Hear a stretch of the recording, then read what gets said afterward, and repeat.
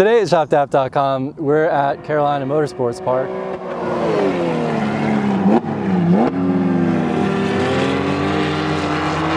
So we just wanted to shoot a quick video to give you guys an idea of what you should expect on your first track day. You know, there's a bunch of steps involved. First, you gotta find your local track, which, you know, for us is Carolina Motorsports Park. A lot of tracks are actually 24-hour entry when there are events like this. We got here, for example, last night at about midnight, 1 a.m., something like that, and actually camped overnight. A lot of tracks do that, so that's something worth looking into. You don't necessarily need to get a hotel and, you know, spend a bunch of money if the track's far away. You basically will go online, sign up. You will have to go and get a tech inspection form. Those vary kind of a lot depending on what organization and what track you're with. We're doing a turn one day, so they have their thing on their website. Basically, you go through your car, check that your bearings are good, your brake pads are good, your tires aren't worn, basic safety stuff with the car.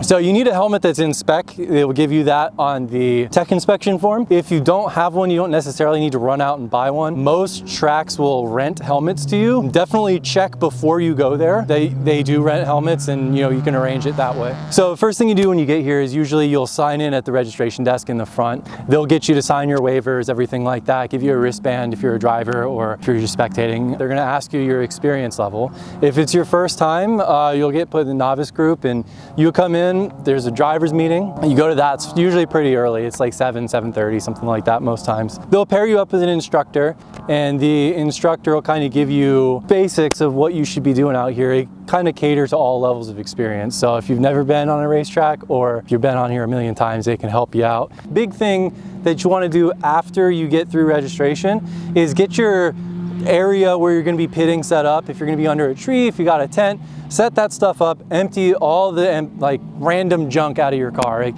a lot of places make you take out all your floor mats, you know, loose objects in the footwell, cup holders, things like that, so they don't bounce around in there. Tracks inspectors will go over your inspection sheet that you should have already pre-done. We did ours over at DAP Repair. They're able to do this stuff as well as you can do it yourself, but it's recommended to get some new fresh eyes on your car. Once they go through that stuff, they'll put a tech sticker on your helmet and on your car. That lets them know that you're ready to go out on track. And you get paired up with your instructor, you go into the classroom. They kind of give you the basic line around the course on like a PowerPoint, give you some do's and don'ts, general pointers. A lot of times after the driver's meeting, they'll do what's called a touring lap or a sighting lap. They might call them different things, but usually you can go out with your instructor and go around the track. About 50 miles an hour is usually what they limit it to. It kind of really can be helpful to go around the track, get a feel for where the corners are, try to pick out markers as to where you should be braking, things like that, and kind of get an idea when you're not out there doing 100 miles an hour. They also do that during lunch here in a lot of places, which is really cool because you don't need to go with a helmet or instructor or anything like that. You can go out there and kind of cruise around and, you know, bring your friends in your car, everything like that. Since you're not going, you know, 100 miles an hour, it's not a big deal. This is a DE group right now, which is the people with instructors. Basically, you drive and the instructor is in the passenger seat. It's important to know that you're not racing, you're not competing for a trophy, nothing like that. Don't drive outside your abilities. You're here to have fun and improve your driving. The instructors will definitely help keep you safe in this environment. You know, when you're out there, passing is generally point buys only, meaning you have to okay the car behind you to pass you. So you're not gonna have to worry about somebody diving down in you on the corner, things like that. If you are worried, there are places that can do insurance for this stuff. We didn't opt for that on ours, but if you have a nicer, more expensive car, something like that, it might be something worth looking into. We're running an all track. It's basically a street car. We've got some stuff on there. The only recommended mods I would suggest are a good set of brake pads and some brake fluid. That way you don't end up ruining your day from running out of brakes early. So I wouldn't worry about making sure you got your car modded all out. You know, you got big turbos, all that stuff. Obviously we do have an IS38 on our car. It is upgraded. That does come with its own problems. We're actually having to keep an eye on all our fluids. Oil temperature, coolant temperature, they're both kind of high in that car with what we're running. So oftentimes running like a mostly stock car, you're still gonna have a blast. And I wouldn't put off like, oh, I don't wanna go until I do stage 1, or I don't wanna go until I do stage 2.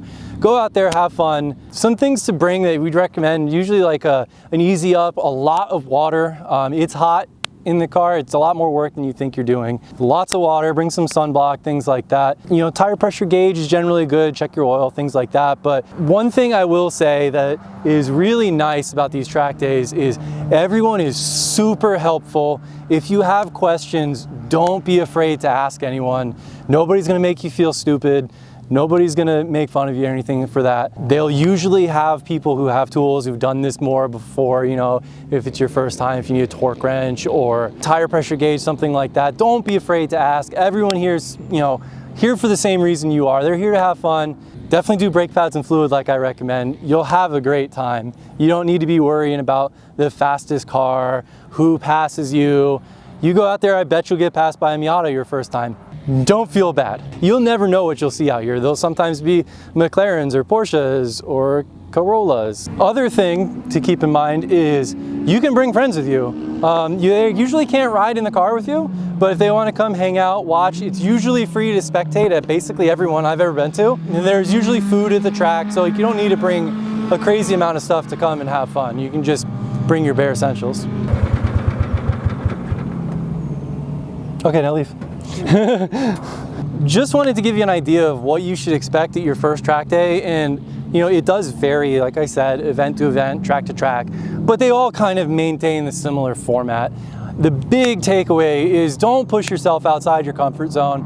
Have fun. Don't be afraid to ask people questions. If you see someone with a similar car and then say like, oh, what gear are you in for this corner? What are you doing here? Like, how are you taking this line? People are super helpful, and it's the best part about these events. Thanks for watching, guys. If you like this video, be sure to like, comment, subscribe, and ask questions if you have them.